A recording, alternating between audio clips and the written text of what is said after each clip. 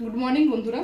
আজকে সকালে আমি জলখাবারে সুজির উপমা বানাচ্ছি। তো প্রত্যেকদিন লুচি, পরোটা, ব্রেড অমলেট নানা রকম জিনিস তো হয়, তো ভালো আজকে একটু সুজির উপমা বানানো যাক।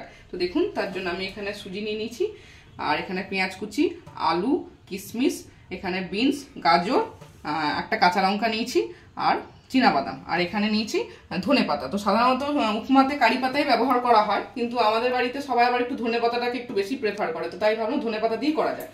আর এখানে দেখুন, এখানে আমি একটুখানি কালো সর্ষে নিয়ে নিয়েছি। তো এবার আমি কোনোদিনও বানাইনি, ফার্স্ট টাইম বানাচ্ছি, তো দেখা যাক কেমন হয়।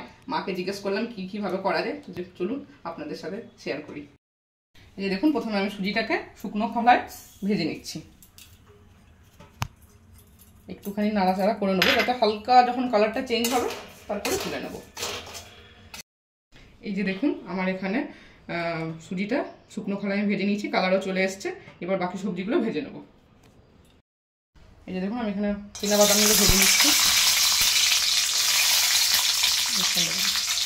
দেখুন, আমার 3 রকমের বাদাম ভাজা হয়ে গেছে, চীনাবাদাম, কাজু বাদাম আর আমন্ড বাদাম। কাজু আর আমন্ডটা আমি অল্প করে নিয়েছি, বেশি নিইনি, কারণ চীনাবাদামটা তো আছে।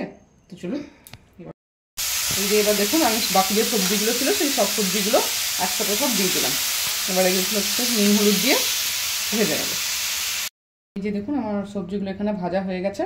এবার আমি এই সর্ষে ফোড়ন যেটা দিয়েছি সেটা অল্প করে ফোড়নের মতন কালো সর্ষেটা দিয়ে দেবো।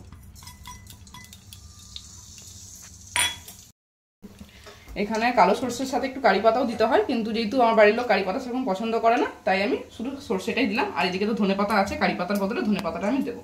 দেখুন, এখানে আমি এবার সুজিটা ঢেলে দিচ্ছি। সুজিটা এবার তেলে ভেজে নেব।